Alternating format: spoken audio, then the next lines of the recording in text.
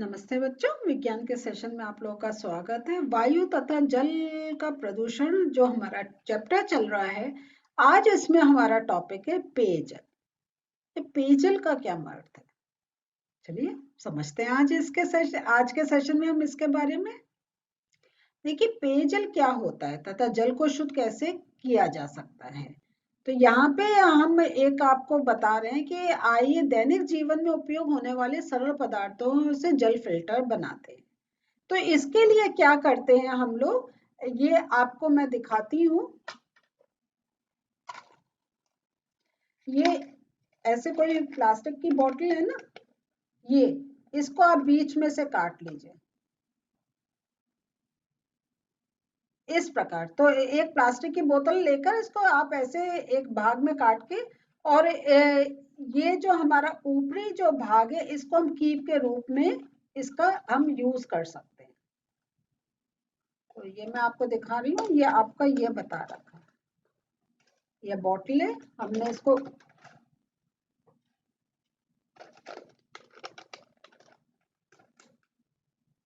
हमने इसको बीच में से काटा और ये ऊपर का भाग हमने कीप रूप में कर दिया। और इसके अंदर अब आप अगर ये देखिए, ऐसे आप नैपकिन कुछ भी कपड़ा इसकी परत बना के आप इसमें रख सकते हैं।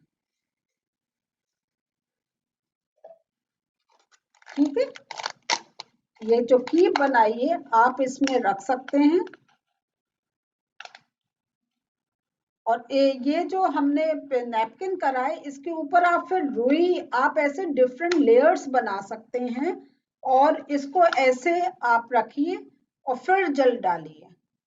तो आप देखेंगे कि अगर कोई मटमैला सा गंदा सा जल जिसमें कुछ ना कुछ सस्पेंडेड पार्टिकल्स हैं, वो यहाँ पर रुकते चले जाएंगे और साफ जल आपको यहाँ पे इकट्ठा होता मिलेगा। तो ये आप इस प्रकार, मैंने आपको शो करा है, आप इस प्रकार अपने घर पे एक फिल्टर बना सकते हैं।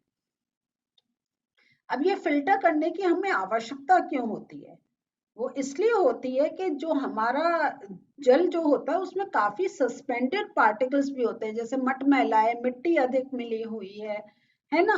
तो उससे हम कैसे छुटकारा पाएं, तो इस प्रकार हम फिल्टर घर पे बना सकते हैं। लेकिन जनरली हम लोग मार्केट से ही वो फिल्टर होते हैं, वो उसमें हम जल भरते हैं और धीरे धीरे रिसता रहता है और हमें शुद्ध जल पीने को मिलता है। तो अब जो है एक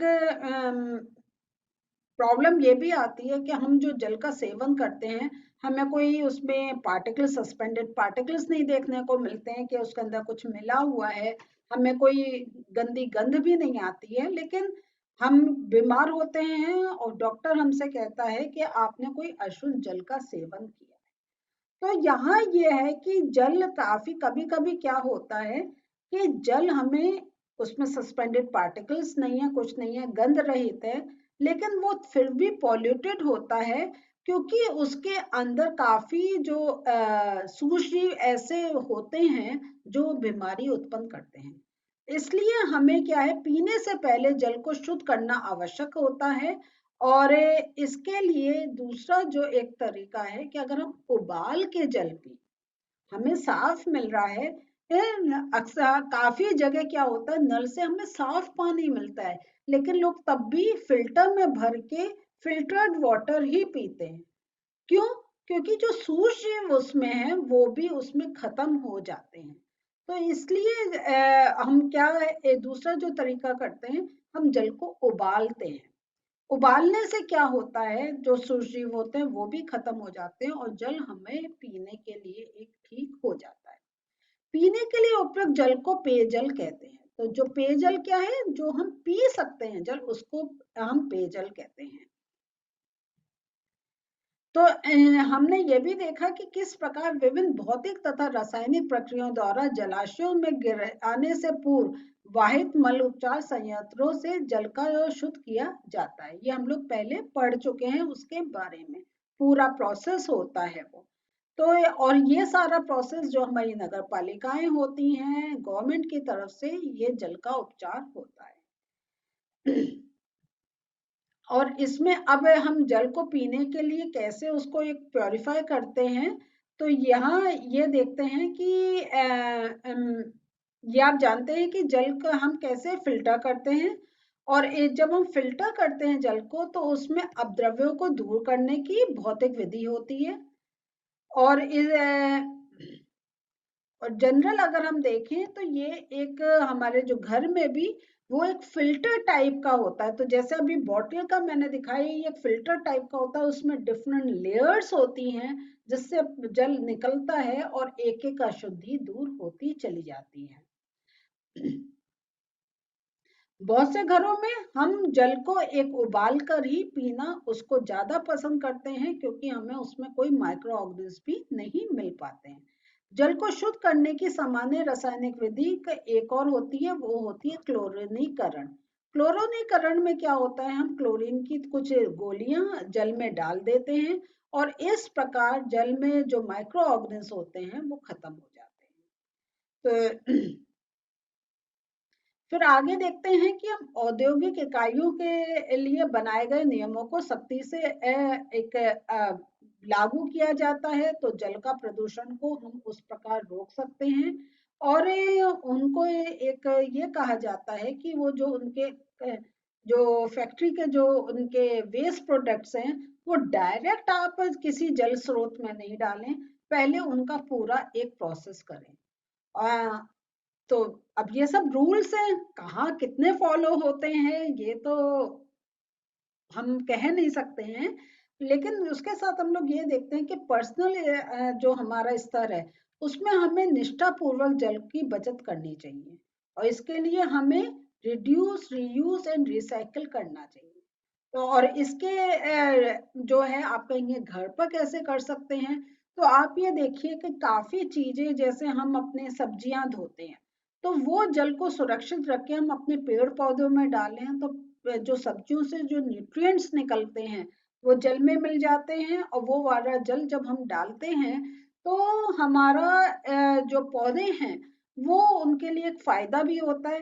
प्लस वो नहीं तो हमने जो धोया वो हम एक क्या है वो हम नाली में बहाते हैं, और वो जो सीवर सिस्टम में जाके वो जल बिल्कुल खराब हो जाता है। लेकिन वो जल अगर हमने डाल दिया तो हमारा जो पौधों एक हमारा कंजम्पशन भी एक कंट्रोल हो गया वाटर का, और पौधों को वो न्यूट्रिएंट्स जो धुले थे उसमें वो चले जाते हैं। और जो धूल मिट्टी है तो पौधे तो मिट्टी में उगते ही हैं, तो कोई उनको इतनी हानि नहीं होती है। फिर धुलाई तथा अन्य घरेलू कार्य के उपयोग हो चुके जल को पुनः उपयोग संबंधी नए नए विचारों के बारे में हमें सोचना चाहिए। तो एक उदाहरण मैंने आपको ये सब्जी धोने वाला पहले ही बता दिया है। प्रदूषण अब कोई दूरस्थ घटना नहीं रह गई है, यह हमारे जीवन को प्रभावित कर रहा है। तो चाहे हम वायु प्रदूषण की बात करें, हम मृदा प्रदूषण की बात करें, हम जल प्रदूषण की बात करें, प्रदूषण अक्सर अगर हम कहें हम चारों ओर से घिरे हुए हैं। तो हमें एक अपनी रिस्पॉन्सिबिलिटी फील करनी चाहिए। हमें एक अपने पर्यावरण को सुरक्षा प्रदान करने के लिए हमें ये देखना चाहिए कि हम प्रदूषण पे किस प्रकार एक कंट्रोल कर सकते हैं। और जो दूसरी इम्पोर्टेंट बात है, प्रदूषण को कंट्रोल करके हम, जैसा अगर हम पूरे चैप्टर का एनालाइज करें तो हम सजीवों की सुरक्षा कर सकते हैं, निर्जीव जो हमारे मॉन्यूमेंट्स हैं उनकी रक्षा कर सकते हैं, और हम कितनी बीमारियों से बचा सकते हैं। तो ये एक है कि हम कहाँ, हमें हमेशा एक सतर्क रहना चाहिए कि हमारी किस गतिविधि से कोई उस प्रकार का प्रदूषण हो रहा है। तो एक बार हमें जरूर थॉट देना चाहिए हम कहाँ ये रोकें या किस रूप में करें कि प्रदूषण पे कंट्रोल कर सके। तो देखें आपको जैसे लिखा है कि प्रदूषण अब कोई दूरस्थ घटना नहीं रह गई, कि यह नहीं है कि आने वाले समय में इतना प्रदूषण होगा। आज के समय में इतना प्रदूषण हो चुका है कि अगर अभी हम सतर्क नहीं हुए तो हमें बहुत हानि हो सकती है। हमें वायु शुद्ध नहीं मिलेगी, और जो वायु हम लेंगे उससे हमें बीमारियां होंगी। जल शुद्ध नहीं मिलेगा, जो जल हम पी लेंगे उससे हमें बीमारियां होंगी। तो हमें इन सब से बचने के लिए प्रदूषण पे कंट्रोल करने की बहुत आवश्यकता है। पेयजल की बात करते हैं। पीने के लिए उपयुक्त जल को पेयजल कहते हैं।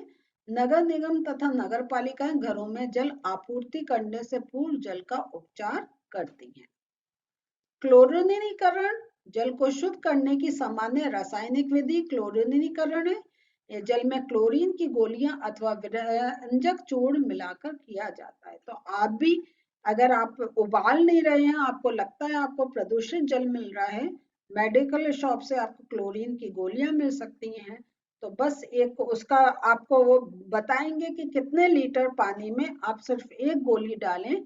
थोड़ा सा आपको टेस्ट जरूर एक डिफरेंट सा लगता है, लेकिन वो जल हमें एक प्योर मिलता है, पेयजल होता है, हम उसका उपयोग कर सकते हैं।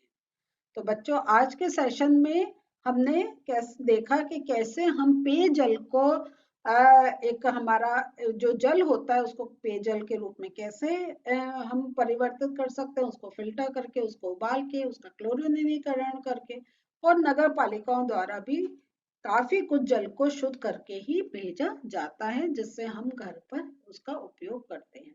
थोड़ा सा हमें रीयूज रिसाइकल के बारे में भी सोचना चाहिए कि और रिड्यूस के बारे में कि हम कैसे एक फालतू में जल का प्रयोग नहीं करें, और उसके साथ साथ जो वाटर है उसको कैसे थोड़ा रिसाइकल कर सकते हैं।